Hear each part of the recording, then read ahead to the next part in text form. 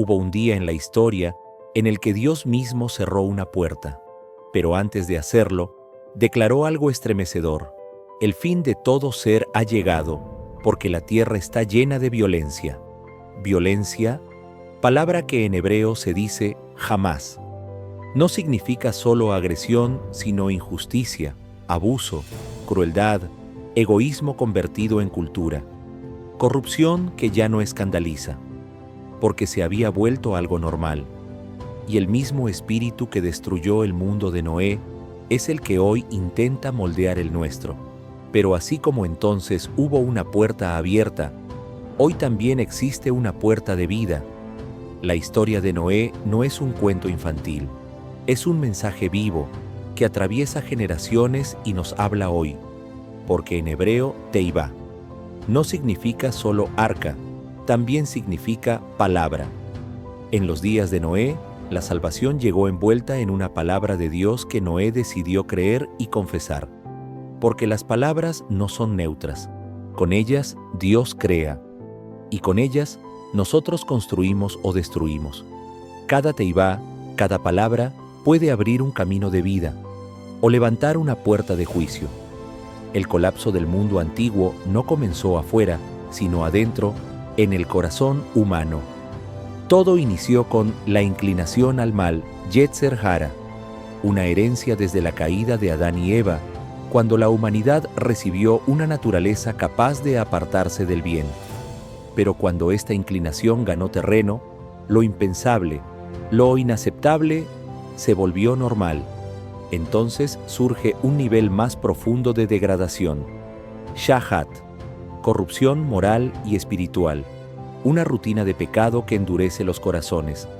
Y cuando esta corrupción se convierte en cultura, aparece una palabra aún más oscura: jamás, violencia, injusticia, crueldad, una sociedad que ya no distingue entre luz y oscuridad. En los días de Noé, el mal dejó de ser individual y se convirtió en sistema, en cultura, en normalidad. Así cayó aquella generación, no por un acto aislado, sino por un corazón que dejó de luchar y permitió que la maldad creciera sin control. Pero en medio de aquella oscuridad global, un solo hombre caminó en dirección contraria: Noé, la 10ª generación desde Adán. La Escritura lo describe con 2 palabras que sostienen su legado: Sadik, justo de corazón; Tamim, íntegro en su camino. Su caminar con Dios no solo lo marcó a él, sino a toda su familia. 8 vidas preservadas por la fidelidad de uno solo. Y aquí surge un misterio profundo. Dios vio a Noé mejor de lo que Noé se veía a sí mismo, porque así es como Él también nos ve a nosotros, no por lo que somos ahora, sino por lo que podemos llegar a ser en sus manos. Mientras su generación entera se rendía al Yetzer Hara, la inclinación al mal, Noé escogió cultivar la bondad. Los sabios nos enseñan algo esencial. Si el mundo fue establecido sobre la bondad, solo por la bondad puede ser reconstruido y sostenido. Durante 12 meses completos, Noé alimentó y cuidó a cada criatura dentro del arca, sin descanso, sin recibir nada a cambio, bondad pura. Y en esa arca, Teibá, la humanidad entendió algo que nunca debería olvidar. Si el mundo fue formado por la bondad divina, solo por la bondad humana puede ser sostenido. Entonces Dios ordenó construir una Teibá. No era solo un arca, era una palabra convertida en refugio. Durante 120 años, la puerta permaneció abierta. Era un llamado silencioso a volver. Luego, 7 días más. Un último eco de misericordia. Los animales obedecieron.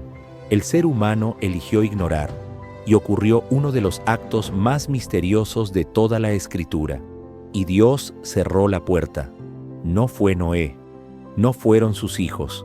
Fue Dios quien decidió el límite entre la vida y lo que quedaba afuera.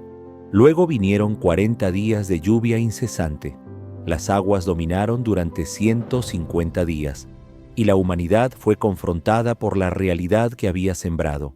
El mundo fue hundido por la violencia, jamás, que él mismo cultivó. Pero en el interior de aquella arca, Dios preservó una historia, un linaje y una promesa que aún no había sido revelada. La historia del arca no terminó en los días de Noé.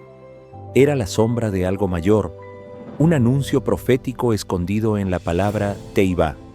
Así como el arca tenía una sola puerta para la salvación, la vida eterna también tiene una sola entrada.